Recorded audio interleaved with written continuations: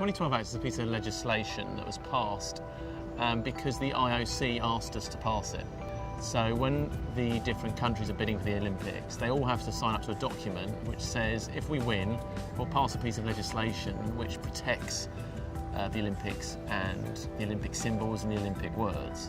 It's primarily done to give extra protection to the sponsors. So you put in a piece of law which gives your sponsors for your event lots and lots of extra rights that they wouldn't otherwise have.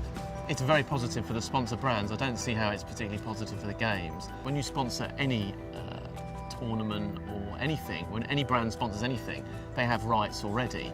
People, the general law of trademarks and passing off prevent other people from pretending they're associated with something when they're not. This law just gives extra added protection to those sponsors to protect anyone from really saying anything. And personally, I think it goes too far.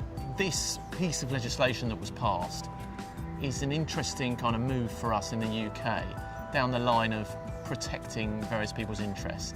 In the United States, I think it's kind of well established that you have big business might sponsor a politician, and that politician may put forward a bill or a piece of legislation that favours that big business. It's pretty naked.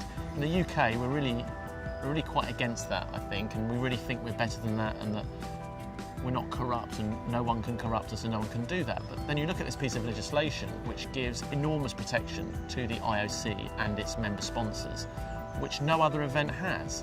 And they've done it, presumably they may say, because it's good for Britain, good for Britain's business, but ultimately it's a commercial interest that has been favoured by the legislators.